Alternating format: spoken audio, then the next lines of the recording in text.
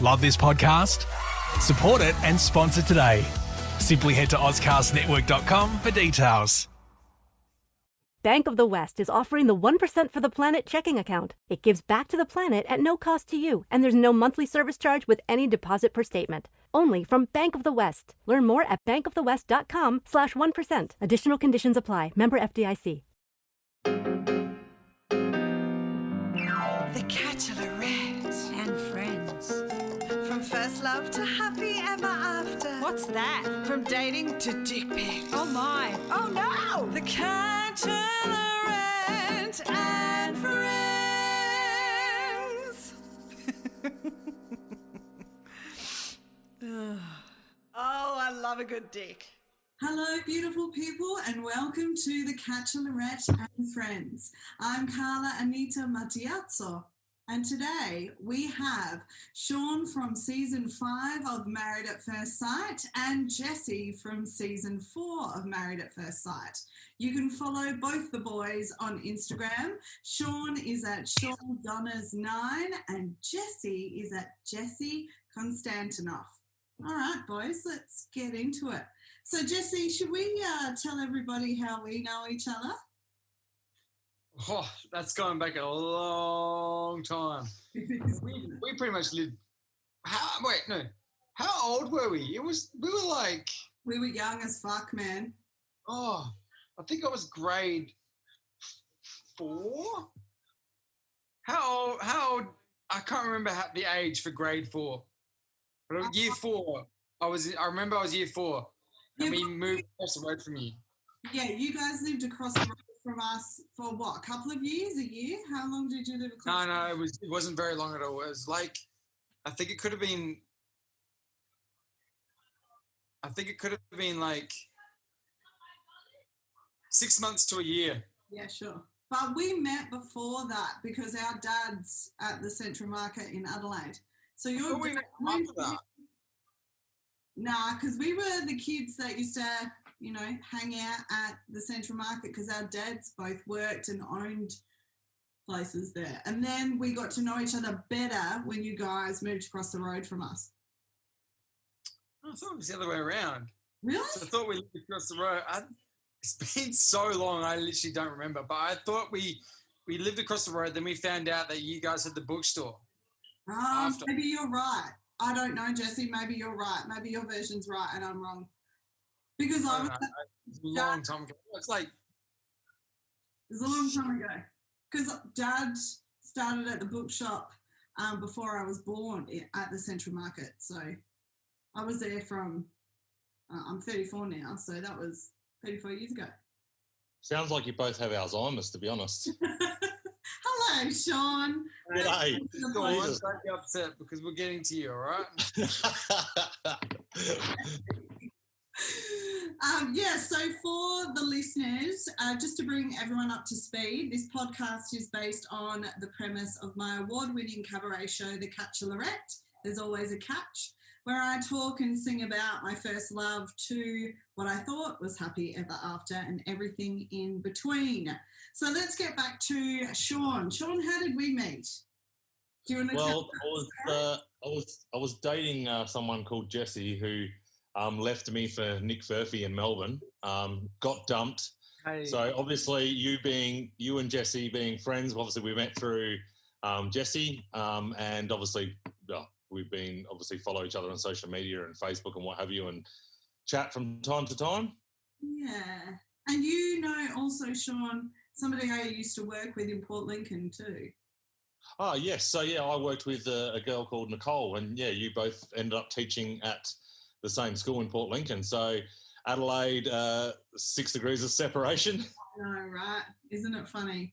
Okay, let's start with crushes and first loves. Can you boys take me back to when a crush you can remember, your first love? I think we should start with crushes first. Can you guys remember your first crush? How did that all actually? Who was it? Oh, fuck, I don't... Wait, do I? I don't remember her name. I think her name was Hayley. Yeah. Yeah, we're going back like, fuck me, Am I allowed to swear on this thing? It's fine, Jesse. You're allowed to swear. Okay. Yeah, so shit, I would have been like,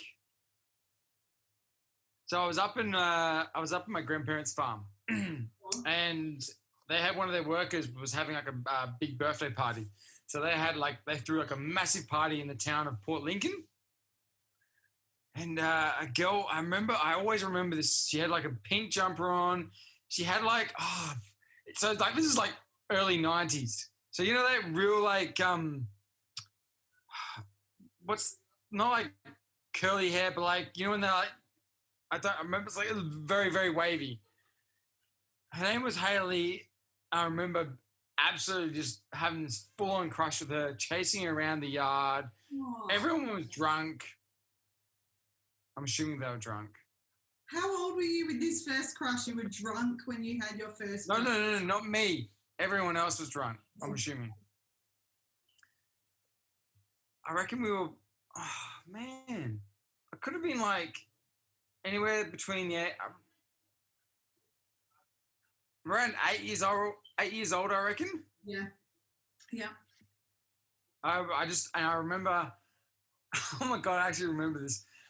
But when I came back to Adelaide, back with the parents, I remember telling my mum, like, I found this girl. I actually wrote this letter for mum to send to her. Oh, Jesse, that's cute. Where did that hopeless romantic go? And that letter actually ended up getting sent. The letter got sent, and what did it? Maybe my mum just like, I'm trying to remember if I got a reply. I think I did. I'm pretty sure I did. I just remember, no, I did, because I remember getting a photo back. Because this is before mobile phones and stuff were around. Yeah. There was nothing. Oh, wow. I can't believe I remember this. Oh, that's really cute, Jesse. That's really cute. What about you, Sean? Can you remember your first crush and what happened there? Yes, I certainly can remember my first crush. It was in primary school. Her name was Sonia. She's absolutely stunning girl. And oh God, I was madly in love with her. It was like year 5, year 6, something like that. But unfortunately, it wasn't reciprocal. So we never dated. But yeah, oh God, I used to buy her stuff and things like that. And God, we were great friends. Like we were really good friends. And yeah, I obviously had a massive crush on her. Like, so what was it about her that made you feel those feelings? Oh, she's an awesome person. Like she still is to this day. Like we caught up a few months ago, actually. And yeah, she's just a great person. She's just like, I don't know, she's dark skin.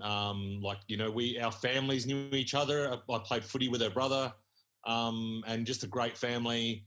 And yeah, she's just so nice. Like one of the nicest people you'll ever meet. Oh, that's lovely that you still have a relationship with her, that you're still friends with her. That's pretty sweet. That's very sweet. No, I still keep in contact with a lot of my primary school friends. So, but yeah, she's amazing. I'm waiting for her and her husband to split up so I can get in there. No, I'm only joking. No one wants marriages to split up. Oh God. Okay, I'm glad you. Jesse's covering his face. Okay, so after first crushes was and would be usually first love. So I'm thinking maybe high school. Did you guys have any fond memories, or what was your journey to in and out of first love?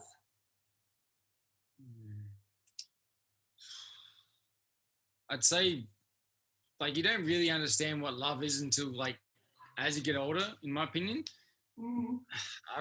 Like, you know, you think you love someone, and then the next person you meet, you're like, oh no, I love this one more. So it's like, how do you know when you really love someone? Is it more like, can you love someone more than someone else? Or is it more of like, you just get a better understanding of what love really is? I think that's what happened with me. Is I was with an ex-girlfriend of mine. Her name was Renee. Mm-hmm. I'd say that would have been the very first time I sort of did feel that sort of connection with someone. Yeah. How old were you, Jesse? What was I? 20. I think I was around 27, 28 when I met her. Yeah, nice. Even younger. I reckon. Yeah, it was around there. Jesse. But what would I know? I don't know. I got our meeting wrong, so I probably got this wrong too. So how long were you guys together? 2.5 years. Oh, wow. That's a substantial time. Is that your longest relationship, Jesse? Yes. Wow. What about you, Sean? Can you remember your first one? Look, I think Jesse's right in the fact that, every time, you might think you're in love and then you don't, the next time you think you're in love is better than the first time you like type of thing. So probably the only really, like I had a few like sort of short-term relationships, few months, 6 months, whatever. But my first long relationship was 10 years with my ex. And so she was probably like, I was madly in love with her. Even to the point where she didn't want to have kids. And I always, thought I'd have kids and she didn't want them. And I was happy with that because, I wanted to be with her. So, she was probably the first person that, I probably truly loved. And then I fell in love with Jesse, but, now he's left me.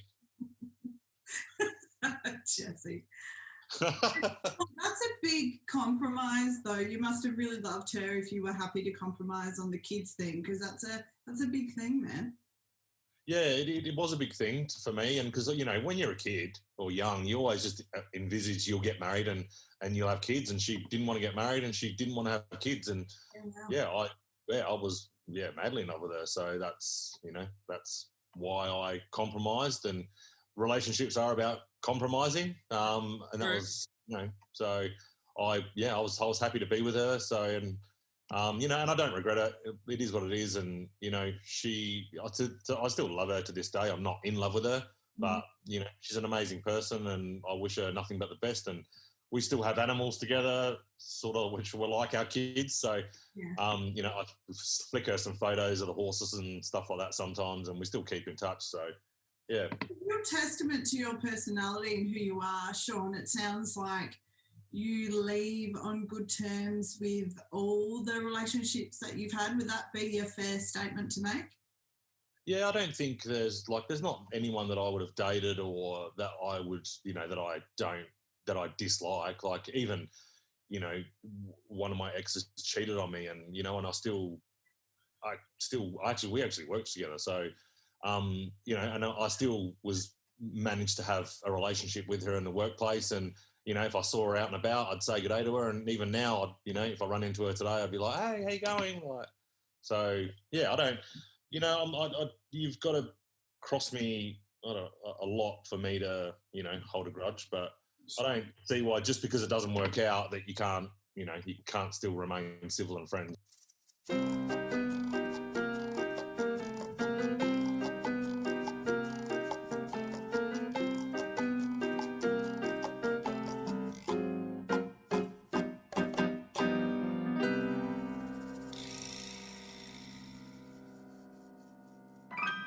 I do remember being at the Central Market and your dad, like when you guys were shooting, your dad was like, oh, make sure you watch TV next year. And I'm like, why, Stefan? He's like, you might see Jesse. I was like, sweet. He was I can imagine him saying that.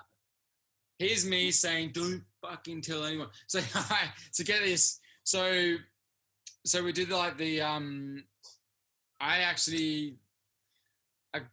found out that I got selected to be on the show. Yeah. And they were sending a crew to film me announce it to my friends and family. Yeah. So first, I was announcing it to my dad, my mum, and my stepdad. Yeah. Right? Yeah. And they told everyone, no one's to say nothing yet, because I was gonna unveil it to my friends. Yes, yeah. What is the first thing my dad went and did after we filmed me revealing it to my parents? Yeah. He walked straight outside to my friends and goes, yes, he's on the show. But it's your dad, though. Of course he's going to do that. I was just like, wow. I just remember my stepdad, because the producer saw exactly what happened, and she just goes, "What just happened?" And I remember my stepdad was walking out going, "It wasn't me. It was not me." He just walks past like as if like trying to say like, "I didn't no part in this," and my dad's like, "What I do?" It's just, Oh my God, yeah. He wouldn't say what. He was very good in not saying what it was, Jesse, but he was very much broadcasting that you were somewhere. yeah, Yeah. that'd be about right. Well done, Stefan. Okay, so let's keep going on the love journey, boys. So from MAFS, obviously neither one of you stayed with your wives, right? Do you think that, and I think we'll start again with you, Sean, do you think that being on Married at First Sight has affected potential relationships, romantic relationships? For me personally, yes, I do, because of the way I was edited, because they totally edited out my personality and made me look like this boring moron. You're right. Yeah, whatevs. Play nice, Jesse. Anyway, yeah. So I think definitely, I think for me it did, because for the way I was portrayed. Like so many people I met in public after the, it aired. For example, there was a group of 10 ladies in the pub for lunch, and they said to my restaurant manager, "Oh, that's that guy from Married at First Sight, isn't it? He seems like a bit of an asshole." And she was like, "No, he's actually a really great guy, and I'm going to send him over here to talk to you." Within 2 minutes, they were all laughing their heads off, and they're like, "Oh my God, you're actually so different in real life." And I was like, "Yeah, I know. Tell me about it." So yeah, in that respect, I definitely think it hurt. Yes. And yeah, because if people got to see my true personality, then I think there would definitely be more people interested, maybe. Yeah, because you're a gentleman. Like I just, No, I still love you, Sean. Love you too, Jesse. They're being nice to each other. Do I have to put you in two corners, boys? I've been nothing but nice, Carla. Yes, you have. Hey, I'm always nice to you, Sean. You're just razzing him up, Jesse. Yeah, that's what bros do. We're not bros if we're not razzing each other up. Can we keep going, Jesse? How's your hot sister going, Jesse? No, let's leave it. Let's leave it. Let's not. Let's get this podcast done and dusted, Jesse. Let's get this road, eh? Let's not bring siblings in. Yeah, Sean. Otherwise, I'll start spilling some beans. Ceasefire. The ceasefire, Jesse. Can you answer that question that that Sean just answered? Can you remember the question? Do you want to ask it? No. What was the question again? Sorry. So the question was, do you think you being on Married at First Sight affected relationships? I'd say, like, freshly after the show, yes, because you start to think, do people generally like you for who you are or because you are on TV? Mm-hmm. I'd say it's a little bit different now because, it's been 3-4 years. Like, I can walk down the street and be a normal person now. Mm-hmm. Maybe if we go to a nightclub and people are drunk, maybe people might recognize me, or some people might be like, "Oh, I know you from somewhere." But like now I feel like I'm normal again. So like I feel like I'm not going to have that problem anymore. Yeah. So are either of you in relationships? I don't even know. Are either of you in No, so I'm recently single. 3-4 months ago, my relationship ended. Sorry, dude. I'm also single, so at the moment I'm actually happy being single. I can just do what I want when I want. My life's taking perhaps a different direction. Hopefully in the next 12 months. So yeah, but at the end of the day, I'm also open to it. Like if I fell in love tomorrow, then I'm not going to throw it away. So I think that's a good place to be, though, Sean. Being content with where you're at, because then you can bring your best self to a potential relationship. I think that's really important. Okay, let's pivot into heartbreak then, seeing as we are all single.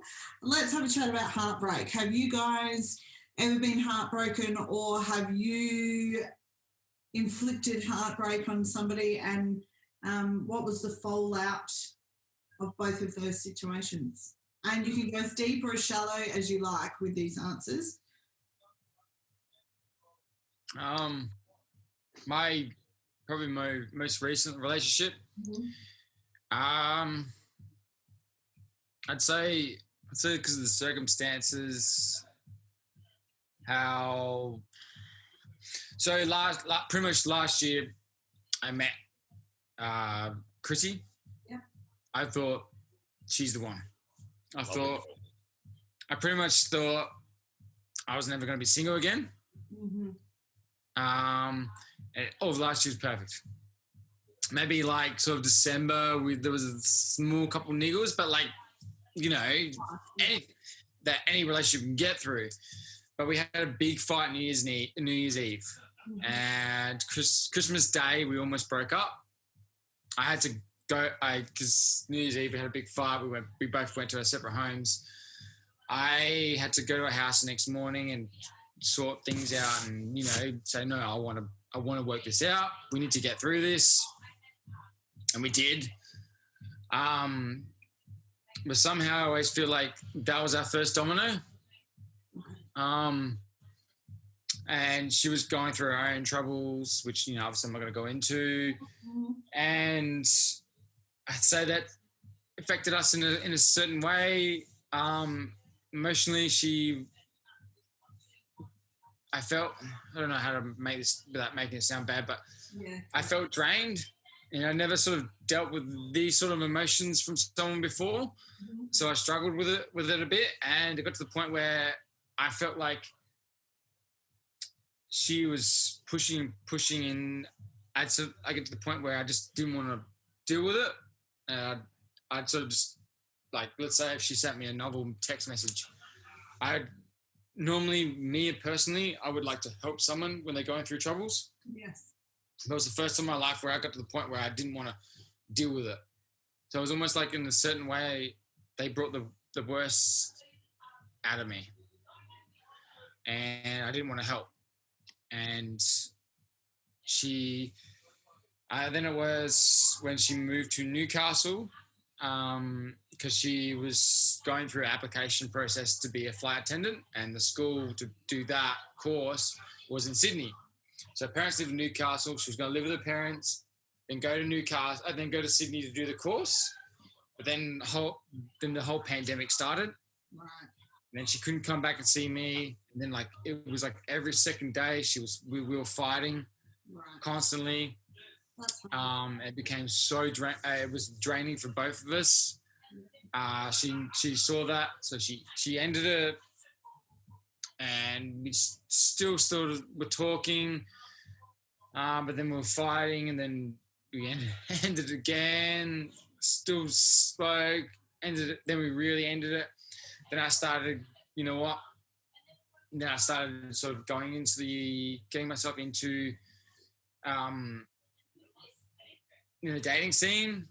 Sort of like, just, it sounds bad, but like distract me from the pain I'm going through, I guess.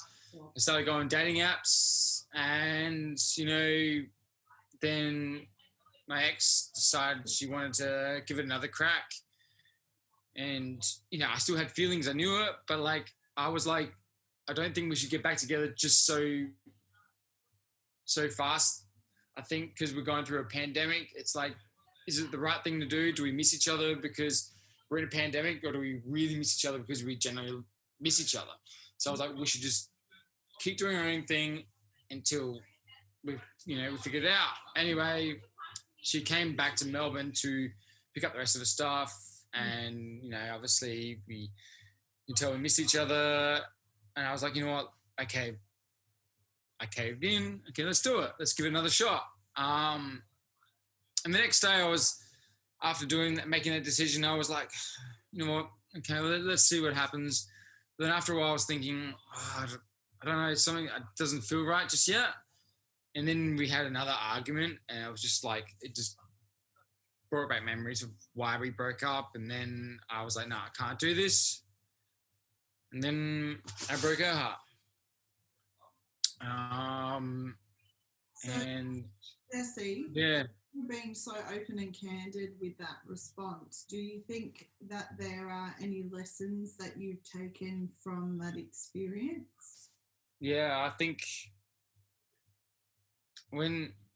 especially when you see, people don't realize how good something is until they lose it. I guess with me and her, like, I think what's made it really hard for me to move on is isolation. So it's hard for me to say whether I generally miss her or I don't, because I'm stuck in isolation. With Nick? I'm doing With the Nick, same yeah. thing. Yeah, Oh, right. I'd rather be in jail. I'm doing the same thing over and over again every day. And obviously I look back on things. I'm going to look back on good times. And I'm forgetting all the reasons why we did break up, and I'm remembering all the reasons why we were together. So now I'm like missing her a lot more. And It makes it hard. yeah, it makes it hard. It really does. And I generally don't know. And it's probably like, I just need to do my own thing, my own time. Yeah. Probably stay out the dating game. Yeah, that makes sense, Jesse. That makes sense. Sean, what about you? Well, Sonia Watley, she broke my heart back in primary school. And then I probably had my heart broken a few times. There was a girl that I was with in my 20s that, she's an amazing person. And yeah, she ended things for her own personal things she was going through. She just thought it would be best that she be single at the time. And I was really keen on her. And yeah, that was devastating. And probably, like, I don't think I've really broken too many hearts in my time. I suppose the only one is probably my ex that I was with for 10 years.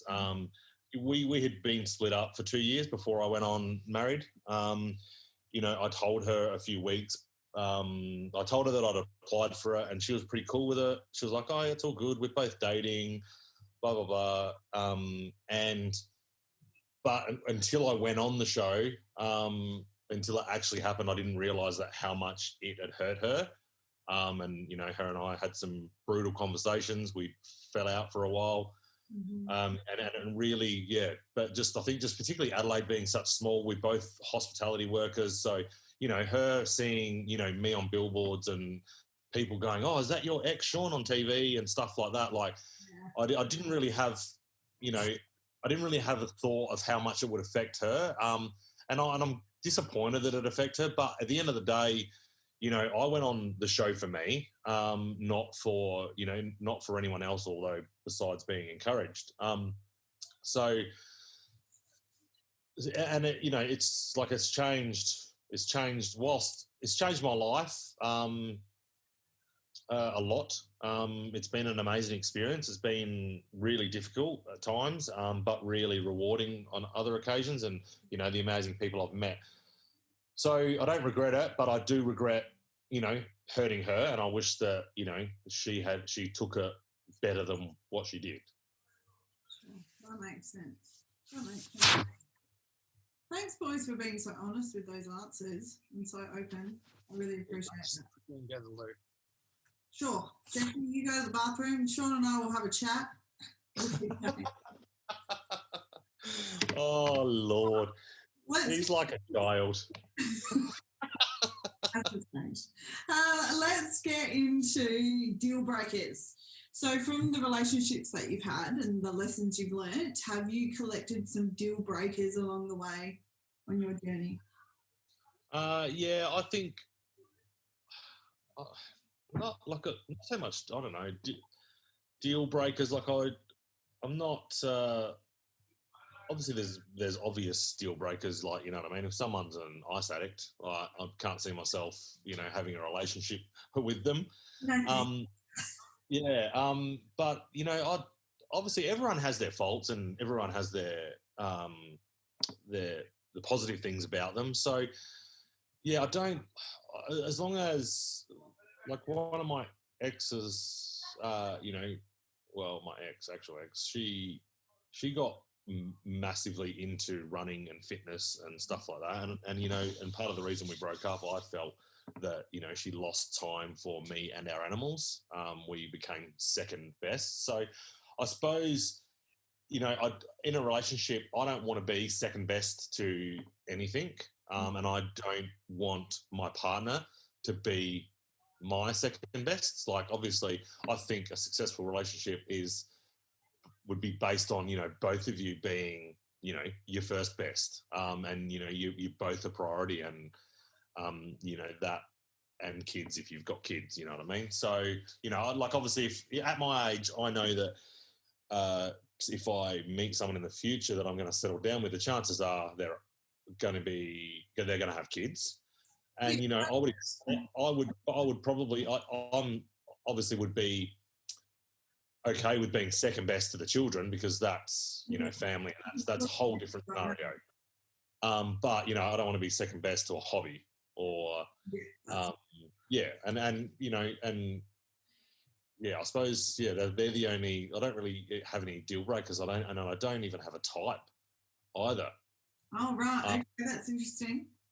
Yeah, like a whole range of different people that I'm attracted to, or have, you know, been in relationships with, or stuff like that. So yeah, it's not like, you know, I have a hard and fast type Rule. Or, you know, they have to be brunette or blonde or whatever. So yeah, I don't know, I'm pretty open and pretty cruisy. I'm really laid back, and I think that, you know, that I'm sort of, you know, I've seen a lot in my life, and yeah, there's not necessarily many deal breakers that for me. Oh, that's good. If that makes sense at all. Does make sense.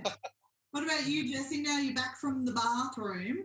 Can you tell us what some of your deal breakers are? And Sean touched on something as well about people's types in relationships, what you're attracted to. So how about we start with your deal breakers? Do you have any, and what are they, Jessie? If we're talking about, like, looking for someone who's, you know, in a genuine sort of relationship, serious way, my types are more someone who I feel like obviously you have to have a strong connection with someone. Yes. That's important. If I feel comfortable with that person, and I feel like they're on the same page, if I feel like they're liking me a lot more than I'm liking them, or I'm liking them a lot more than they like me, I generally don't feel like that's going to go anywhere. I always generally feel, if I feel like I'm on the same page with someone, and at the same time, they don't smoke. Yeah, smoking's gross. Smoking's one of the biggest turn-offs for me, because no matter what, like, you can when you kiss them, you can taste it. Smell on their clothes, you get in the car, you can smell it. It's just, yeah. No offense to people that smoke. Do you smoke, Sean? No, I don't smoke. I used to smoke years ago. 5 years, I think I've given up for now. But yeah, I don't. I even though I used to smoke, and, you know, the taste and smell is, I don't know. I don't know if it would be a deal breaker for me. I'd have to. It'd be interesting to see if I could be with a smoker, actually. But it's less and less popular these days. Obviously, it kills you. So, and it's ridiculously expensive. So, most people probably don't smoke. Whereas back in the day, nearly everyone smoked. Yeah. I've still got a few friends that smoke. Jessie doesn't mind a good ciggy every now and then. I'm only joking. Jessie looks like he's going to throw up. Nice. Well, that's one thing I never understand. Like, obviously, people, when you ask the question, people say, yeah, but you don't understand it. Like, it helps soothe you. You don't have any stress. I get it after you're addicted to it. But the part I don't get is how people get addicted to something that tastes gross. Because you're addicted. I don't know. Yeah, but you need to do it enough times to get addicted to something, right? How do you get addicted to something that tastes gross in the first place? Like, when you try something, you inhale it, you're like, oh, this is gross. What are you going to keep going? Oh, I might get addicted to this. I'm going to keep going. Oh, yeah. Well, I think that's the difference between someone who does smoke and doesn't smoke, whereas someone who is addicted to smoking, and we're getting right off topic, but it doesn't taste gross to a smoker. But originally they weren't smokers at some point, correct? Correct. It gives you head spins when you first start. That's what attracted me. Woohoo! But these are ciggies give me head spins, and then I don't get it. I really don't. That's okay. Anyway, moving on. Moving on. Okay, so I think we will finish on this final question. Do either of you believe in happy ever after? And if so, what does that look like for you? What do you mean by happily ever after? Like life in general, or with a loved one? Relationships. Sorry? Relationships. I feel like you get choices in life, and you sort of like, you generally, when you find something good, stick with it. Don't give up. So that's what happy ever after means to you, Jesse. Is that what you're saying? Well, it's more of like, I feel like you can't. Okay, so people always ask, like, let's say, for example, like when you go on a dating app and like I have girls like saying, I'm looking for something serious. What are you looking for? And I'm like, when you look for something, in my opinion, it never happens. I feel like it happens when you're not looking for it. When you let your guard down and you let things grow organically, that's when the best things happen. And it's happened to me in the last two relationships. Were supposed to be like, like a little bit of fun, one night stands, but they turned into something great because at the time, any one of us were looking for anything serious.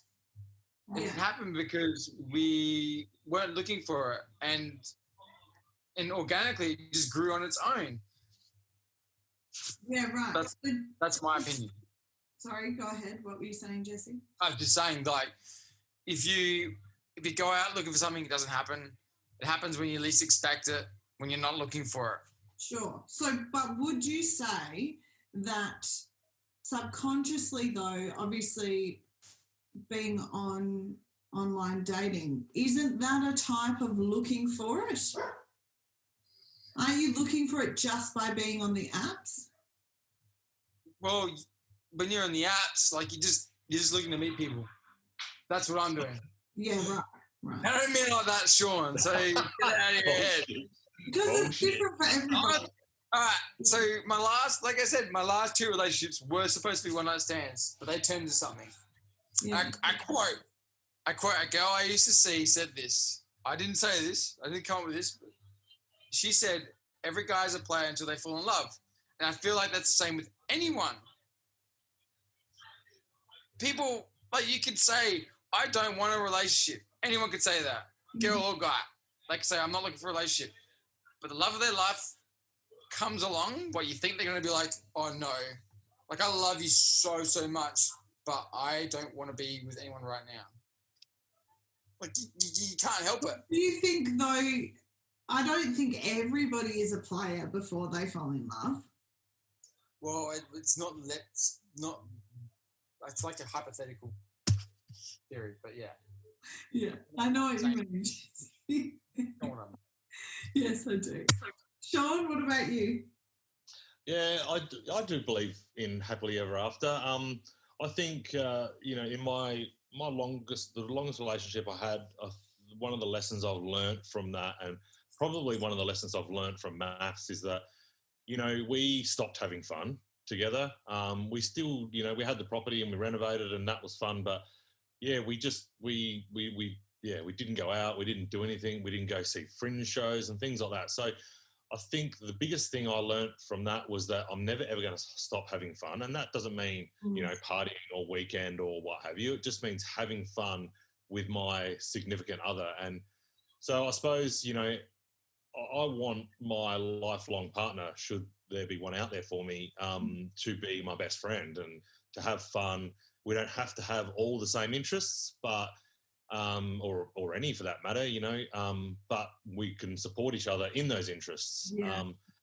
but yeah, just someone that, you know, you just want to be around and that makes you laugh and makes you smile and, someone you just can't get enough of. That's a beautiful sentiment, Sean. That's beautiful sentiment. I know. It is. It's lovely. All right, gentlemen, I think we may leave it there. I'm so grateful for both of you for spending some time with me today to talk about all things love. Is there anything else you want to add just before we say goodbye? I'm still in love with you, Jesse. Come back to me.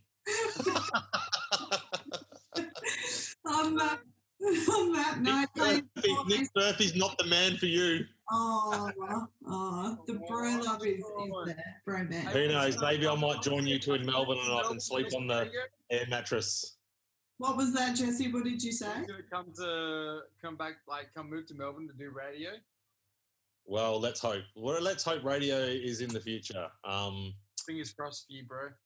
Thank you. Hey, look, if you want to spend time with me right now, get a PlayStation and come online and join us. No, thanks. I'm not a nerd. Thanks, gentlemen. Thank you, Carla. Afternoon, and I will speak to both of you soon. Enjoy. See ya. See you, Carla. The Catchalorette with friends near and far, from heartache to catfish and sex toys. The Catchalorette and friends. See you next time if you dare.